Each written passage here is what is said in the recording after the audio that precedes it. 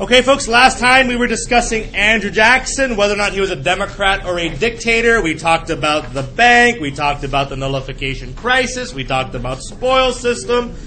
We talked about pretty much the majority of Jackson's administration. So Jackson is going to step down in 1836. And because everyone hated, or so many people hated Jackson so much, you see the rise of a new political party in 1836 known as the Whig Party. Now, this is kind of interesting, folks, because this is the only party that's ever been created because they hated this one guy. Okay? Wow. The Whig Party was created in 1836, and it was made up of anti-Jackson opponents. It was made up of anti-Jackson people. It included both Republicans and Democrats. So those Democrats that were part of Jackson's party, who agreed with him and his policies, they actually joined the Whig Party too if they did not like Jackson. Like, hey, Jackson, I like your ideas, but you, sir, are a horrible human being, and I hate you. So they would join the Whig Party. So again, the Whig Party was made up of mostly people who hated Jackson. Now here's my question, folks. Why the Whig Party? Why did they call themselves the Whigs? What is the historical significance of Whigs? Ricardo? No, it's not because of the wise Whigs. This is not how you spell those kinds of Whigs. Historically, folks, Whigs with an H. Yes, sir. I'm sorry? Okay, during the American Revolution, you have the Whigs and the Tories, but why Whigs opposing Andrew Jackson? Natalie? They're against the king. Oh, yeah. And what is the perception of Andrew Jackson? That he was a king. And so the reason why they're calling themselves the Whig Party is historically, in the English Civil War, the Whigs opposed the king. In the American Revolution, we opposed the king. And now that Andrew Jackson, we believe, is acting like a king, the Whig Party is born to oppose Andrew Jackson or King Andrew. That's why they're called the Whig Party, because they oppose the dictatorial powers of Andrew Jackson. So you should be aware of the differences between the two parties. So here's a chart you should jot down in your notes. So you have the rise of the second two-party system. The Whigs were made up of Adams, Clay, and Webster. And again, primarily they're anti-Jackson. Whereas the Democrats were made up of Jackson and Van Buren as their main leaders, and they were pro-Jackson, which is not surprising because Jackson is in that party.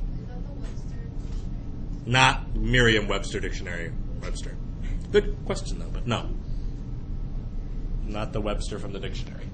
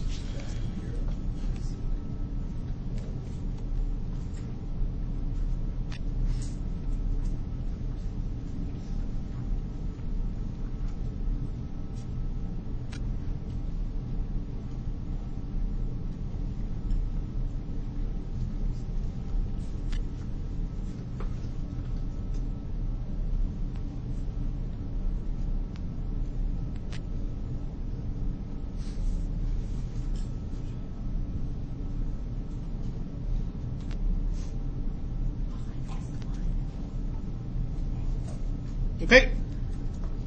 So the Whigs believed in a strong national government because they wanted to make sure they could build all these grand internal improvements like roads and canals, where Jackson did not believe that so much. He was very much like Thomas Jefferson. He did not want to make other states pay for these other large projects. So Jackson believed in states' rights because states' rights was better for the common man. But there was a limit to states' rights according to Andrew Jackson. And what was that limit to states' rights? Or states could not nullify or secede. And so he said, look, I'm all for states' rights because states are far more democratic to the common man than the federal government. But there is a limitation in which states may not secede or nullify, because what example did Jackson have to face while he was president of a state wanting to nullify and then secede? Not Virginia. South Carolina. So be familiar again with the nullification crisis in South Carolina. The Whigs liked the idea of the new second bank because it was part of the American system, while the Jacksonian Democrats hated this new bank because it was monopolistic, it was bad for the common man, and they didn't like the American system. Lastly, again, the Whigs were pro-wealthy, whereas the Democrats viewed themselves as being for the common man. Okay? Okay. So, in the election of 1836, the Democrats nominated Martin Van Buren, who was Andrew Jackson's what? Vice president. Good. And so Martin Van Buren was vice president, and Jackson said, this guy should be the next president. In fact, Jackson almost handpicked Martin Van Buren, even though Martin Van Buren was nothing like Andrew Jackson. Martin Van Buren was a Massachusetts or New York banker, aristocrat almost, and Jackson was this common man guy. But Jackson said, if you support me, then you should support Martin Van Buren. Now here's the thing. The Whigs thought, man, we're never going to be able to defeat Jackson unless we figure out a plan. So they did come up with a plan. And their plan was this. We're going to run 4 candidates for the presidency. 4 different candidates from the Whig Party, and we're going to run them from different parts of the country. So Harrison will be from Ohio, White will be from Tennessee, Webster will be from Massachusetts, and Mangum will be from North Carolina. And because they represent different parts of the country, when we go to an election and there's 5 different candidates for office, it'll be impossible for what to happen? Anyone to earn what to win? The 55%. Or the 51% majority. And if no one can win a majority in the Electoral College, who gets to decide the next president? The Congress. But who in Congress? Which body of Congress? The House of Representatives. And who controls the House? Henry Clay, who just happens to be a Whig. And so they say, guys, we can't win this electoral college. We can't win this popular vote. But if we get enough candidates, then no one can win a majority. And then the House of Representatives will have to pick the next president. And Henry Clay is in charge of House of Representatives. And he's a Whig. It's actually a pretty good plan if you think about it. It's pretty smart. Mathematically, it should stand up to the test of time because, hey, you divide that vote up to 5 people, how could they possibly win the majority? And so they send off their 4 candidates. They run against the one Democrat, Martin Van Buren, and in the election of 1836, Van Buren still wins. I knew it. And Van Buren defeats them 170 to a combined 124. So he still defeats them 170 to 124 combined. So the plan did not work. Again, was it a good plan? Yeah. It was smart. It's not a bad plan. It just did not work the way they wanted it to. I mean, people still liked Jackson so much that would they do whatever Jackson pretty much said. Jackson said vote for Van Buren, so they voted for Van Buren.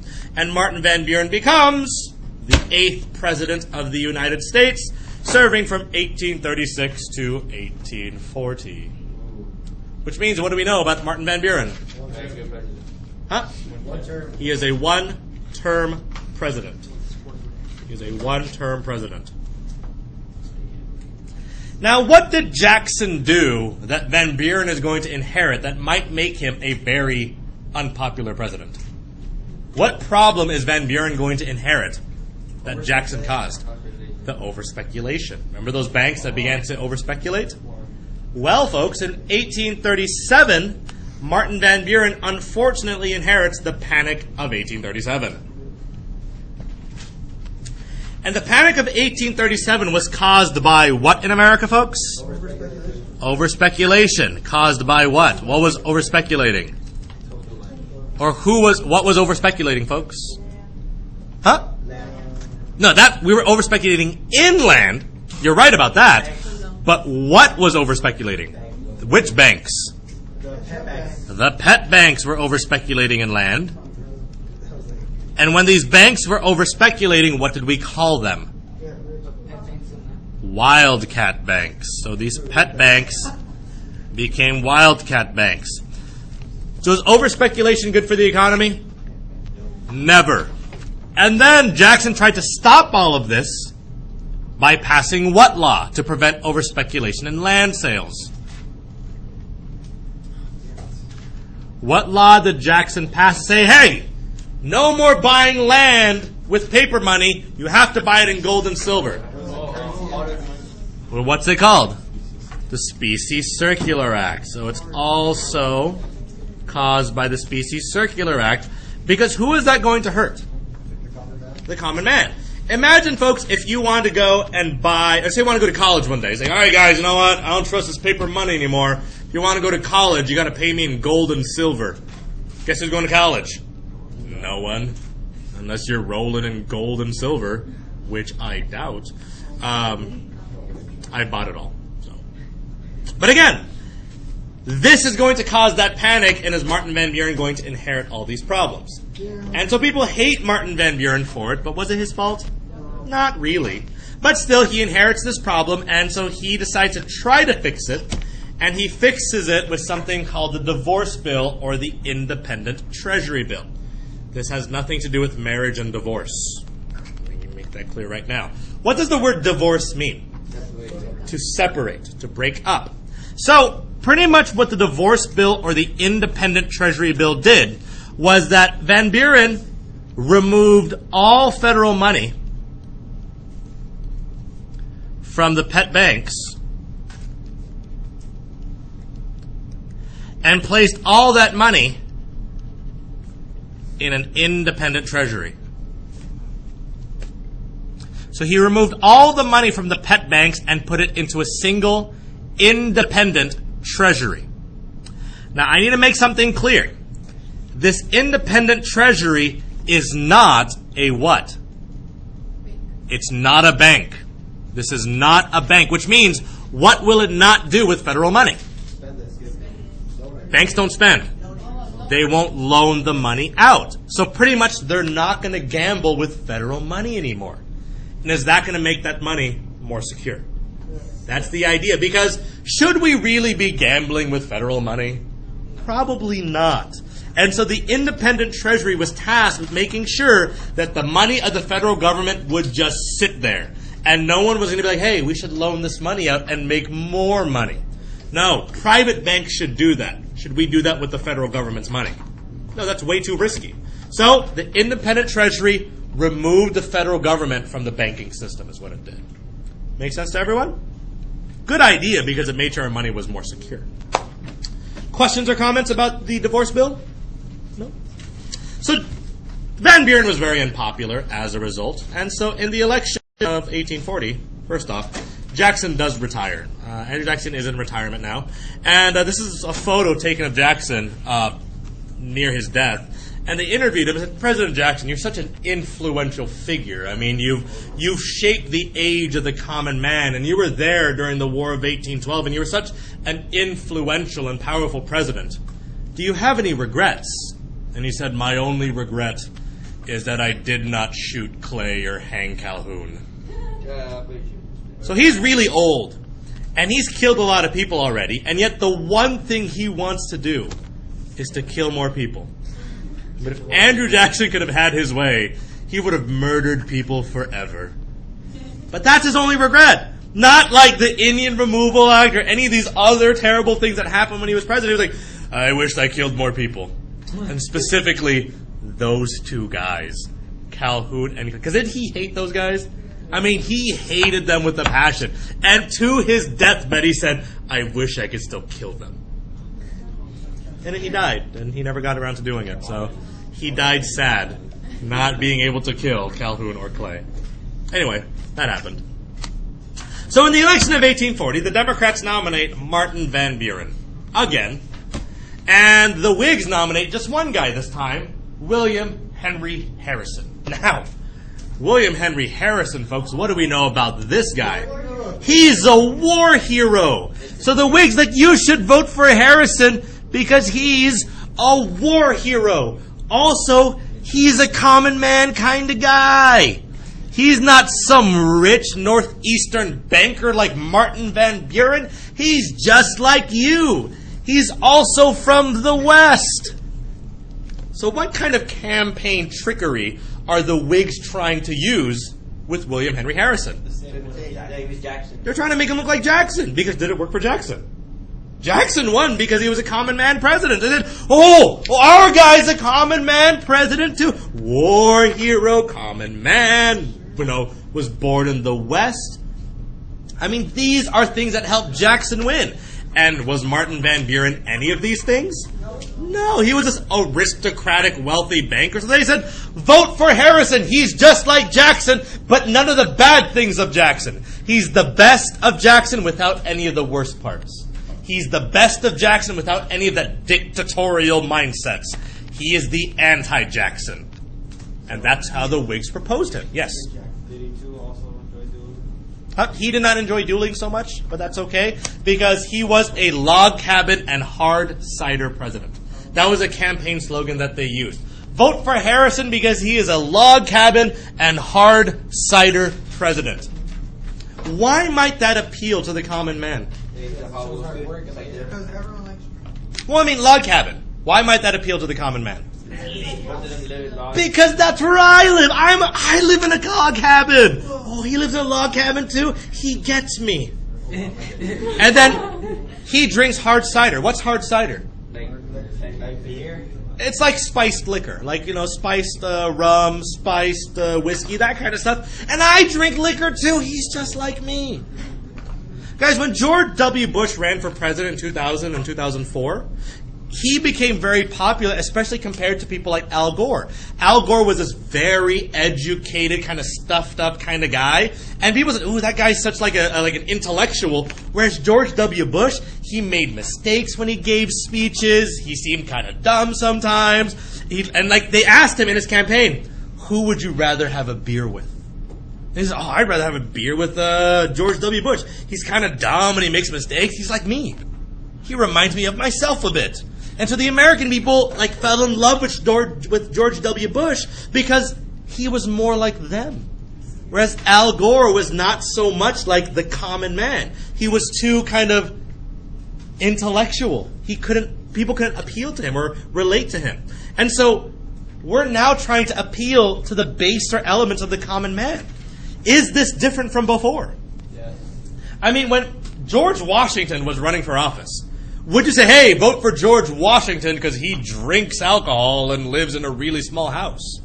No. Would that be something that would appeal to the voters of 1796 and 1800? No, because those voters were who? The elite. The elite. They don't care about log cabin and hard cider. But the voting system has changed. The electorate has changed. And who's voting now? The common man. Here they are voting. They can't even read. They're voting by voice. Who do you want to vote for? I vote for Jackson! Because they can't secretly vote by paper because they're illiterate. So here they are voting, and this is the group of people voting today. So voting has changed. Campaigns have changed.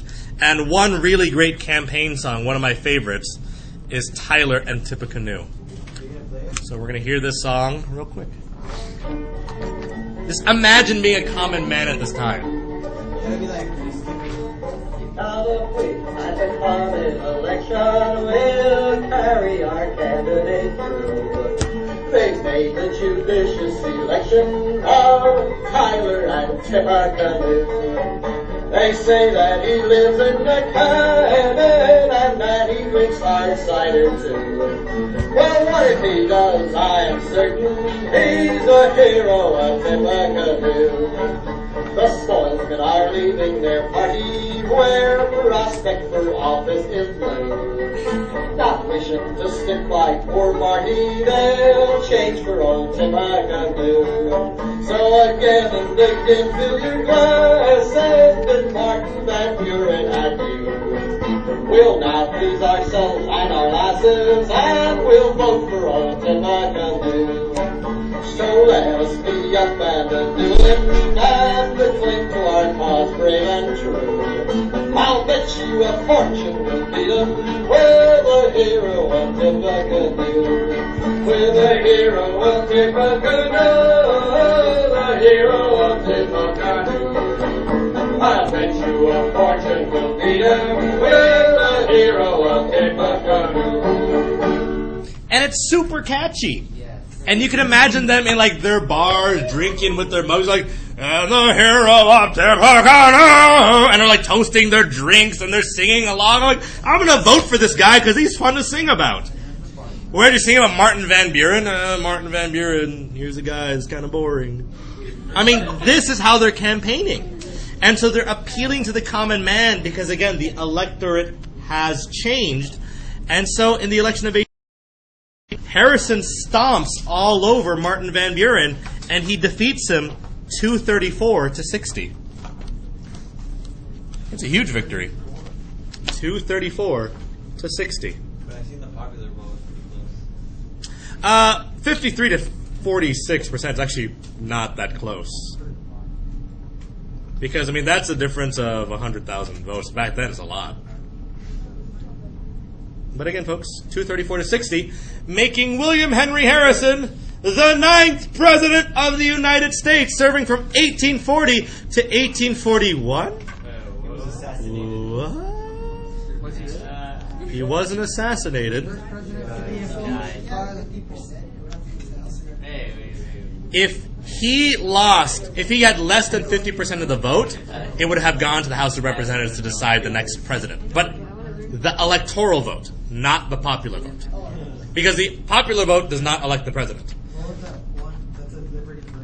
That's a Liberty Party. That's an anti-slavery party. We'll talk about that in the next unit.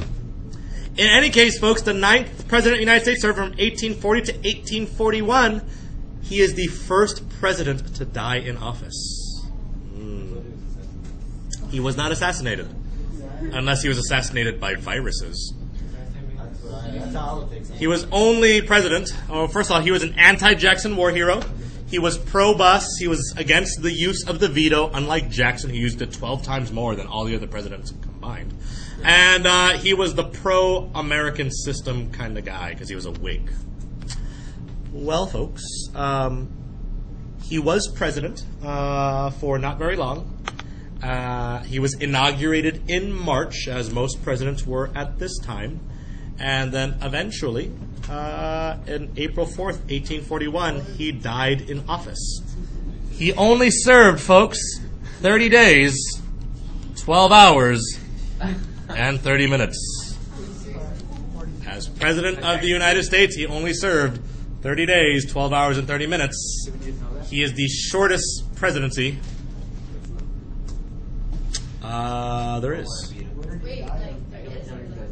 In our history, he is the shortest presidential term. Yeah. No other president only served 30 days. But he died soon after. He died of pneumonia, folks. And the crazy part is he was suffering with pneumonia, I think, for like 9 days. And I think what really killed him was not the pneumonia, but his own doctors that tried to fix him. He's like, oh, he's sick. What should we do? Oh, I know. Snakes. So they put snakes all over him, and that didn't help because they were just biting him and making him worse. Like, oh, let's put leeches all over him. So they put leeches all over him. They drank his blood, but that didn't help because he was losing blood. They gave him castor oil and snakeweed and opium and things that made him even sicker. And then he died. And likely he probably died because his doctors made him way sicker than he needed to be. And maybe just like, a normal doctor would have saved him. But his presidential doctors were idiots and he died. Probably from like just horrible, horrible poisoning, from like snake bites and leeches and castor oil and snakeweed and opium. I mean, it was not good. So he died. And, this actually left a problem. I didn't talk about this in the other classes, but here's the interesting historical problem. Who's supposed to be the next president then? The vice president. But here's the question that was not made clear in the Constitution. Does the vice president just serve until we elect a new president? Or does he become the new president? And the Constitution did not make that clear until the 25th Amendment in like 1967. So this was a huge problem for us because we didn't know, and there was a huge debate. Does John Tyler become the next president, or is he just a placeholder? And then the next guy becomes the actual president of the United States. Well, they decided that John Tyler would be the next president because he got sworn into office as the next president. And in 1841 until 1844, he serves as president of the United States. This is the first time where we had 3 presidents in 1 year, folks, because Martin Van Buren ended his term in March. In March, Harrison was president, and in April, Tyler was president. So we had 3 presidents in 1 year because of the passing and death of Harrison. John Tyler's nickname was His Accidency because... You got a lot of accidents? No, because he was president by accident. So he was only president because Harrison died. Well, that's boring. So he was His Accidency. But he's also known as a Democrat in Whig's clothing because he wasn't actually a Whig. He was an anti-Jackson Democrat. And so they actually hated him. The Whig Party hated John Tyler, even though he was a Whig, because he refused to pass Whig policies. Because was he actually a Whig? No, he was actually a Democrat that just hated Jackson. So he moved to the Whig Party, but once he became president, he said, I'm not passing in those Whig policies. Those are terrible. And so he didn't pass any Whig policies, so the Whigs hated him. Like, you're a jerk. We don't like you. But then, the Democrats, did the Democrats like him being president? No, they hated him too. You're a traitor. You left our party. So everyone hated him. And here is the second man with no party. The Whigs and the Democrats both hated him. And so he was a man with no party. So that's why he served 1 term? That's why he only serves 1 term. Because he was not a very popular president. Cool? No one. With himself. With a mirror, and he would talk to himself when he had lunch. He had no first lady or... Oh, he had a lady. He had a first lady. He had a lady. Anyway, folks, let's talk about 2 Supreme Court cases, and we'll be done with politics. He does look like the guy from Harry Potter, Snape. Anyway, Chief Justice Roger B. Taney. Chief Justice Roger Taney replaced who? He replaces John Marshall. Very good. John Marshall resigns or retires after serving for like 35 years or so. So he was like, yeah, I think I should go. I'm pretty old. I'm tired. By the way, who do you think appoints Chief Justice Roger Taney? The president. But which president? John Tyler. Nope. Way before. Appointed by Jackson. Roger B. Taney is appointed by Jackson. The Chief Justice Roger B. Taney, replacing John Marshall, is appointed by Jackson. Now here's the crazy part, folks. You know all those things that John Marshall did? Yeah, the cool stuff. The strong federal government. Chief Justice Roger B. Taney is going to do the exact opposite. Here's what he does, folks. Charles River Bridge v. Warren Bridge. Supreme Court case. Charles River Bridge v. Warren Bridge. This took place in Massachusetts. Here's what happened. So, there was a river. There was a river. And there was a bridge. And what happened was that Massachusetts had hired Charles River Bridge to build a bridge. But their bridge was a toll bridge, which meant what? You had to pay to use it. So if you wanted to go from point A to point B, you had to pay to use the bridge. The problem was, who is this not good for? The common man. Is too expensive. So eventually Massachusetts said, you know what we should do? We should build a toll-free bridge. So they hired the Warren Bridge Company to build a toll-free bridge. And if you're a smart common person, which bridge are you going to use? The free bridge. And is anyone going to use the toll bridge? No, not unless they're desperate. And so who's really upset about this? Well, no. Who's upset about this? Charles River Bridge. They say, whoa, whoa, whoa, Massachusetts. You gave us a contract and said we could be here and have a monopoly forever. We wouldn't have built this otherwise. And Massachusetts said, I know we said that, but this is actually better for the people, so we're going to go ahead and break that contract. So Charles River Bridge sued all the way to the Supreme Court and said, states can't break contracts. Fletcher v. Peck said so. And Roger B. Taney said, well, Marshall did say that, but I'm Chief Justice now. And the Supreme Court ruled, not just him, but as a Supreme Court, they ruled that states can break contracts, especially if it's good for the people. So the decision here, folks, is that states can break contracts, especially if it's good for the people. So is that a big change? Yeah. States can break contracts, especially if it's good for the people.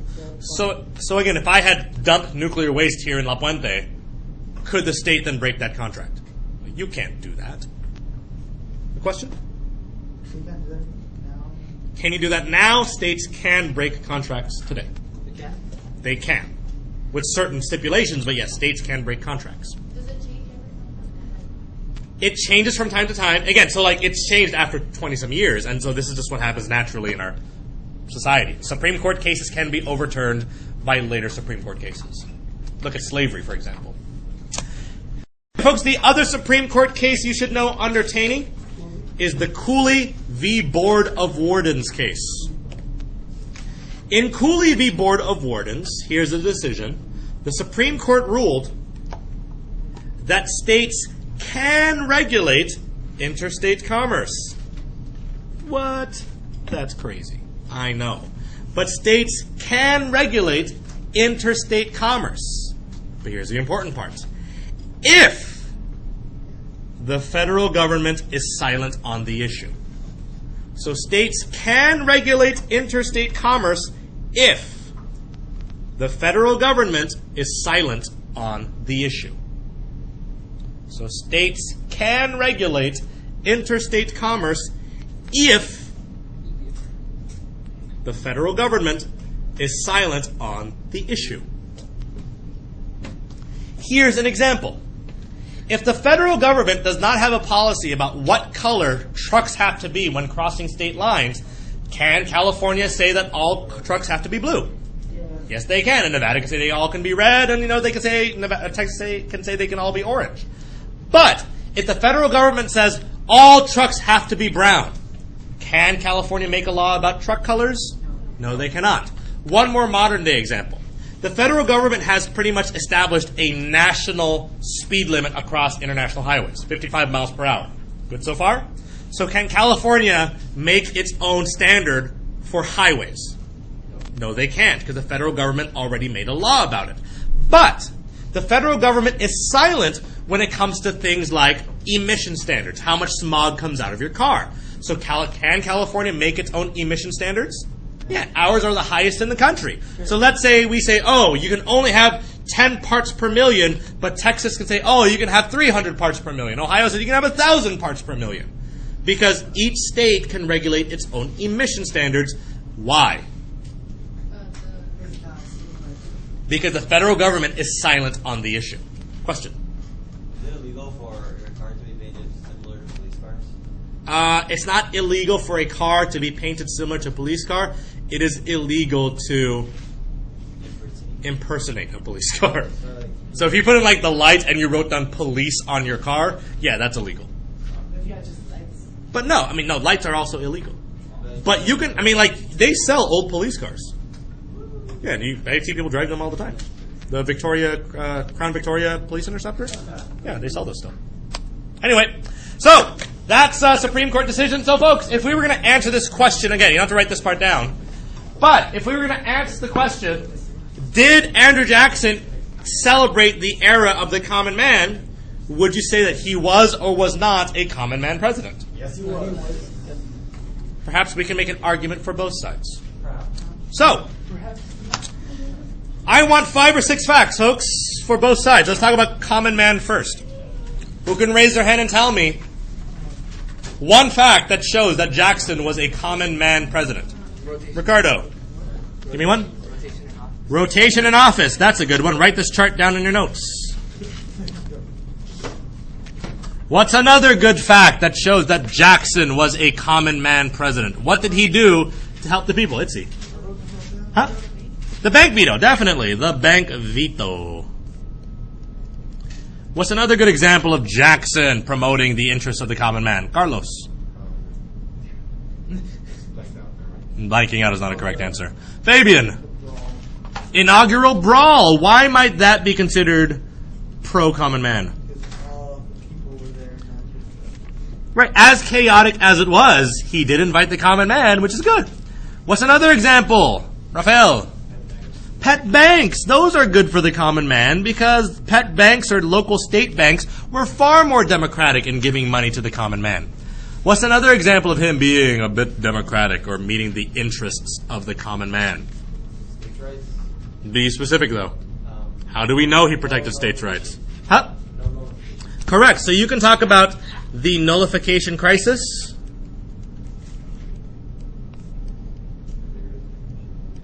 And how he protected the Union. Think we can do one more? What else did Jackson do to protect the interests of the common man? One more, folks. What's one more thing that Jackson did to promote the interests of the common man? Yes, sir. Brian. The Peggy Eaton affair, definitely. He took the interest of one common woman and said, no, you rich ladies, you can't harass her. It's the Peggy Eaton affair. Okay. That's a pretty good list, right? What about how is he not a common man? Why might we say, Jackson, I don't know, you're kind of a dictator, you're kind of doing things on your own. Let's start off with Nick. Huh? Spoil system, definitely. Eileen.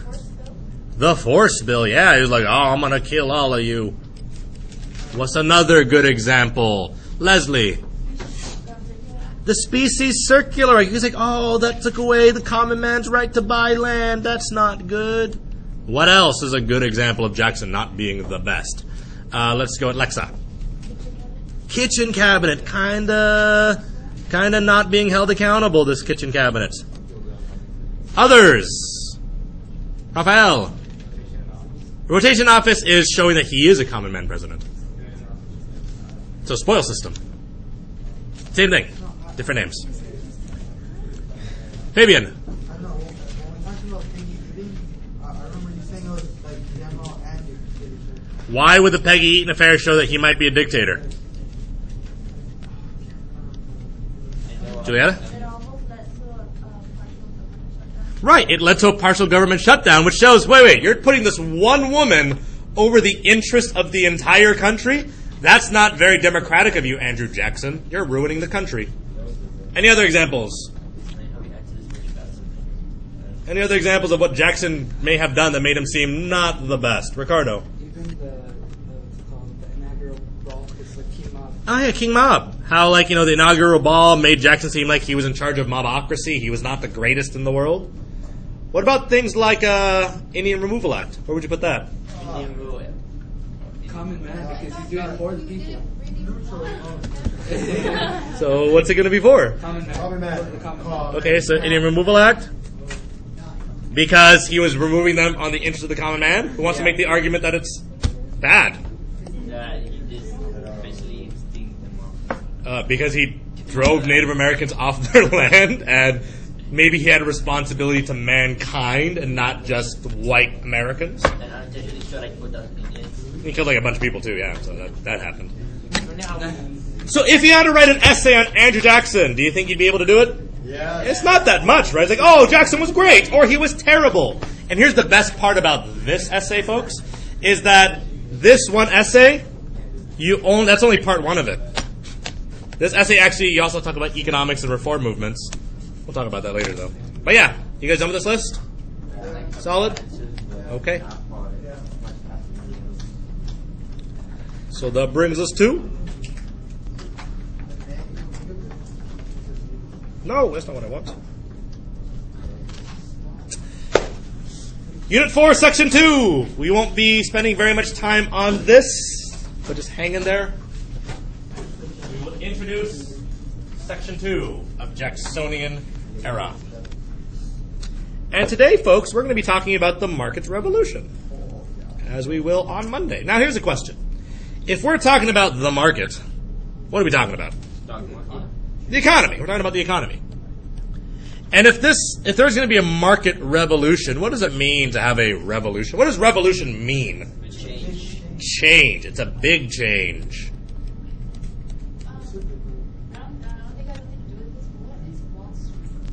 Wall Street is literally a street in New York where all the banks or major banks are, and that's where all the major banks are, and that's where they do all like the stock market exchanges, whatever else. That's Wall Street. It's a literal place. So, in this section, we're going to talk about how the economy is changing. Now, can anyone guess how the economy is going to change based on this slide? What is the change going to be? It's going to improve. Here's the problem, though. Revolution is not inherently good or bad, but it is going to change. How is it going to change? Based on this slide, what exactly is going to change?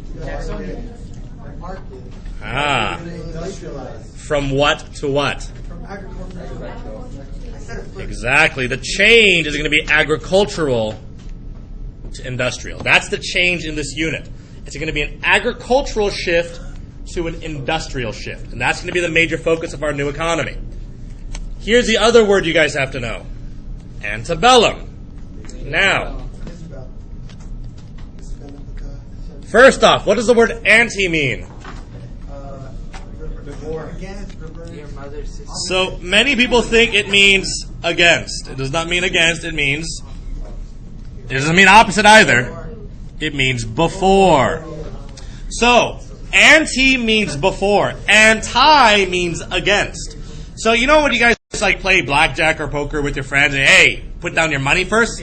You put the ante. Ante is the pre-bet. That's what ante is. It's before.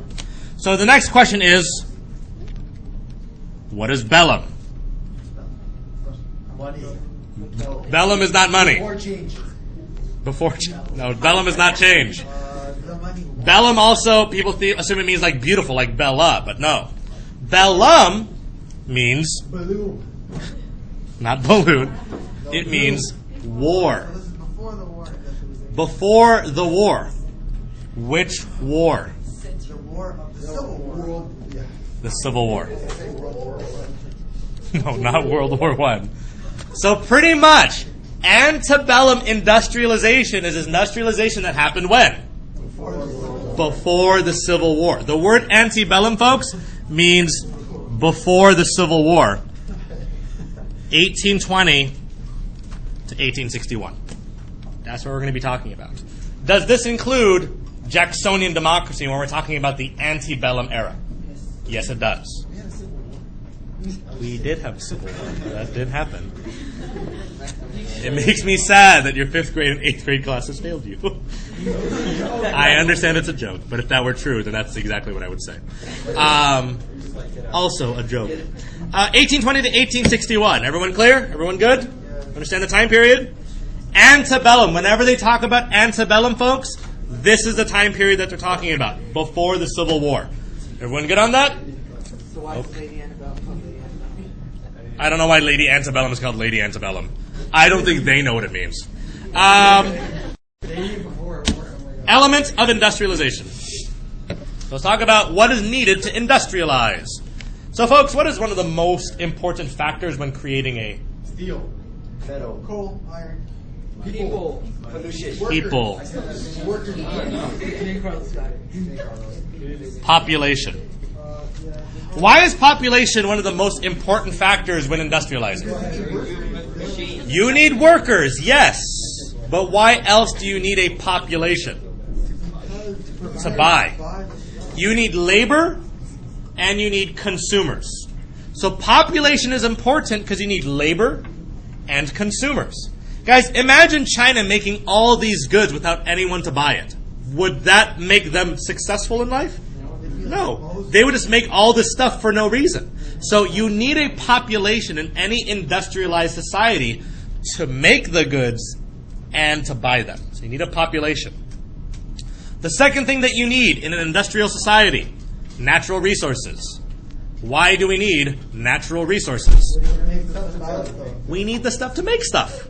We need wood for wood stuff, like chairs and tables, and you need cloth for clothing, or those same chairs. So again, you need natural resources. Thirdly, you need navigable rivers and harbors. Navigable rivers and harbors. For what? For trade. For trade. You need navigable rivers and harbors for trade. Navigable rivers and harbors. Harbors. Harbors. Harbors. Yes, ma'am. Yes, you may. And lastly, you need a stable political system. Would it be difficult if your government was constantly having Shays Rebellion and Whiskey Rebellion like every 2 years? Like, you can't have an economy if people are constantly rebelling. I mean, would it be terrible, for example, would it be bad for the economy if, let's say, your government shut down for 16 days for no reason? That would probably be really terrible for the U.S. economy if the government decides to shut down for 16 days for no economic reason other than political. By the way, in case you guys were not informed, the U.S. government did reopen yesterday. Yeah. It did reopen. After how long? For 16 days. What would happen if we longer? It would be continued to be bad for people. Here's the crazy part, though. Remember how they wanted to close the government because of Obamacare, and they said, "Hey, we won't reopen them until we get Obamacare." So the Republicans did not agree to it. Most of them voted against the reopening of the government, and they also did not get rid of Obamacare. So my question is, what was the point? What if this is all just a cover? For what? Who knows? Anyway, these are the important elements of an industrialized society. Look about population. Let's focus on population first. Where's the population mostly? Along the coast. And then it expands westward. So here are the numbers, folks. You should know the numbers. In 1790, the population of the U.S. was 4 million. But by 1860, the population of the U.S. was 31 million. That's a huge jump in a population. In 1790, folks, there were only 13 states in the U.S. By 1860, there were, let me double check here, 33 states in the U.S. That's quite a bit, including California. Including California. In 1790, there were only 2 major cities. By 1860, there were 43. So what is happening to the population of the United States? It's growing, and is it growing pretty rapidly? Fairly rapidly the population is growing, folks. And there's 2 reasons. What's the major reason why populations always grow? Louisiana Purchase. Just because you find land doesn't mean you find people also. But expansion does not lead to population growth. What does lead to population growth? Guys, what? What? Birth rate. Babies. So we're having more babies. That's important. Because we're moving out west and people are having more farms, are people more inclined to have kids? Because what can we use those kids for? Work on the farm. It's not slave labor. But farmers are more inclined to have children because will those children help them on the farm? Yes, so that's what happens. More people will have kids. And if you're doing better economically, are we more prone to have more kids? Sure. The other reason that you guys already said, what's the other major reason that economies or populations increase? What is it? Immigration. The other reason that the population is growing is immigration. Here's some numbers. In 1830, what is it, 64? 60,000 people are immigrating to America every year. By 1850, that number has jumped to 240,000 per year. So that's a lot of people immigrating to the U.S. First 60,000 and then 240,000 per year, annually. That's quite a bit of people immigrating to a country that only has 31 million people. That's a big change. In 4 years, you'll have another million people, immigrants alone, not including children.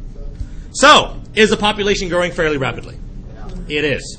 So let us talk about the two immigrants we need to know. First, the Irish.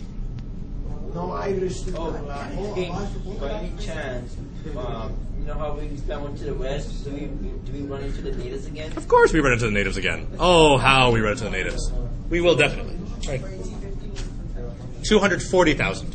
240K. So the Irish start coming to America. And when do they start coming to America, folks? 1850. Around this 1840, 1850 kind of time period, right? The population begins to increase of Irish immigrants. My question is, why? You took world history. What is the major reason why the Irish are coming to America? The potato famine. No potatoes. Folks, Ireland was a very poor country at the time, and the food that they mostly ate was what? Potatoes. And unfortunately what happened was that the potato crop was infected with the virus, which began to destroy all the potatoes. Now, economically, this was problematic because if you were a potato farmer, what happened to all your potatoes? Gone. The other problem is starvation. The population of Ireland did starve. Like, dead bodies everywhere in the 1840s because there was no food to eat. They even said if you went to Ireland back in the 1840s and you were walking by the road, there'd be dead bodies all over the place with grass in their mouth because they were so desperate they were trying to eat the grass.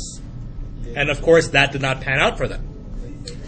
And so, most of these people decide to come to America.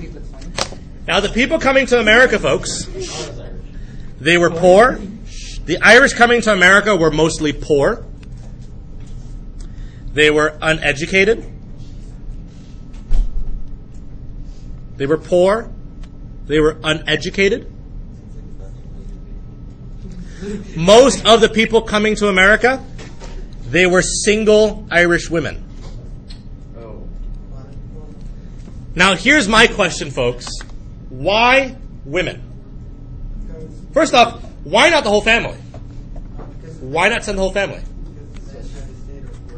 Well, you keep the men over there because the men had to work, and was there kind of a double standard about the roles of men and women? The men worked on the farm, women, you'd be sent to America to see if you can find any extra money. But why not send the whole family? Because they're dragged. So they definitely send somebody to get them. The cost. It's more of the cost. It was too expensive to send your entire family.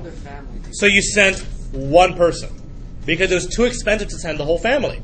So they sent one person, but it was mostly single women because the men still had to work on the farms back at home. How much would it be like to send somebody like from Europe to America? The cost, I really can't tell you what that would be, but I imagine like today to fly from here to Asia is like $1,600. $1,600? That's quite a bit. I mean, if you're poor and have no money, where are you going to get $1,600?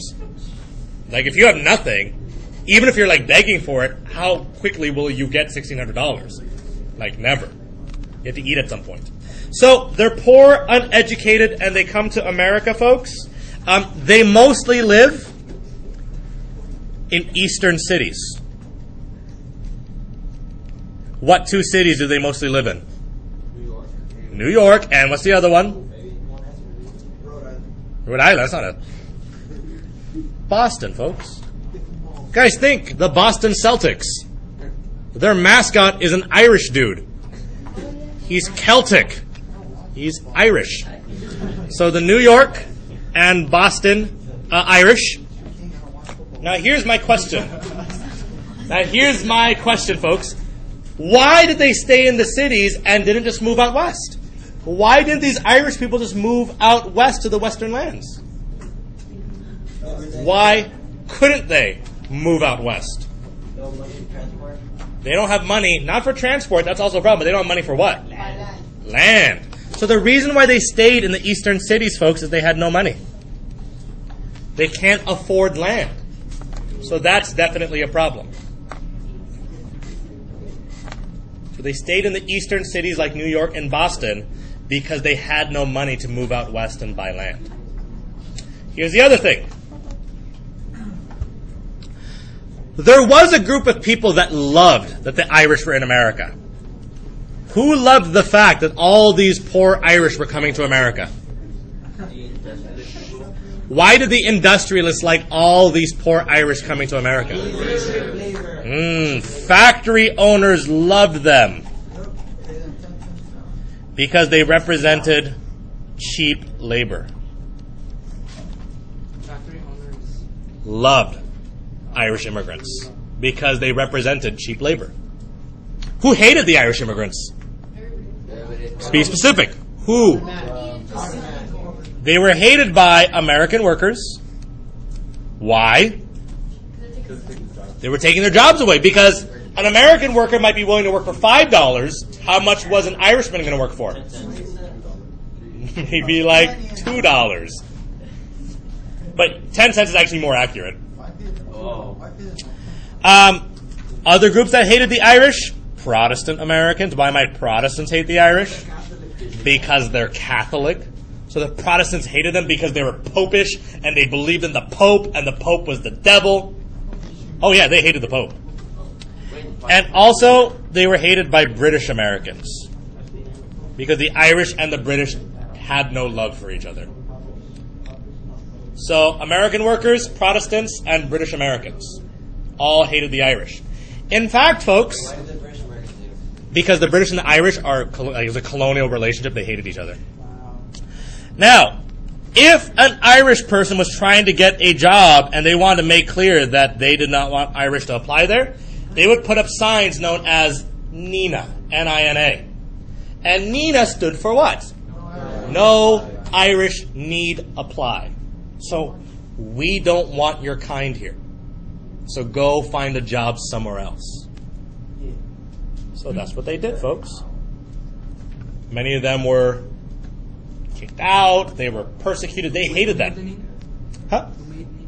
They're just anti-Irish people. Now here's the other thing. The Irish were pro-slavery. Why would they be pro-slavery? Well, think about it, folks. Why might the Irish not want the slaves to be freed? Job competition. If we free all the slaves, they might move north, and will they compete for our jobs? Yeah. So the Irish were pro-slavery for fear of job competition from black Americans.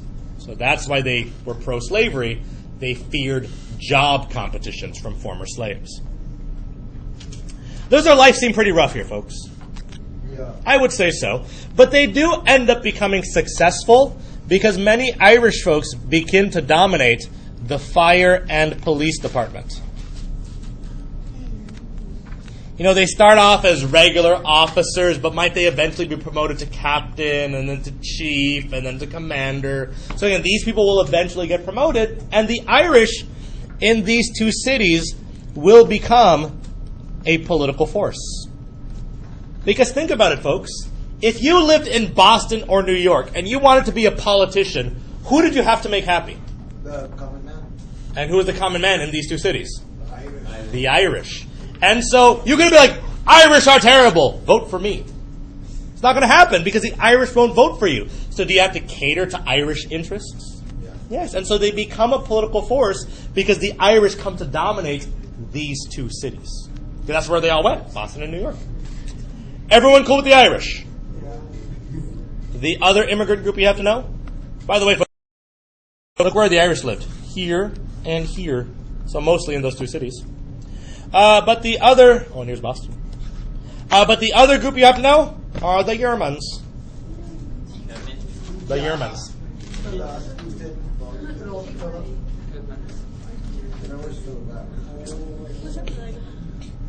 Now the Germans. They also come in the 1840s, and specifically most of the Germans come in 1848. And that's why their nickname is the 48ers.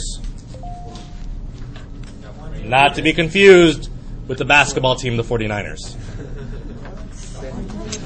And so, that's how that works, the 48ers. Now, The reason why they came to America, folks, was because of a political revolution in Germany. So how is this different for the reasons for the Irish? The Irish came because what? They were desperate and they were poor. So the Germans are probably what? No, this is the opposite. They're coming for political reasons, not economic reasons. So they're probably wealthier. So here's how you know. Yeah, because there's political revolutions in Germany. Most of the people coming in from Germany were wealthy. Here's how we know. Most of them were educated. They lived in the West, which means they could buy land. They also came in families, which means they had money to afford it. By the way, folks, their education system was so good that they introduced something that we still use today to our education system. What did they introduce? No.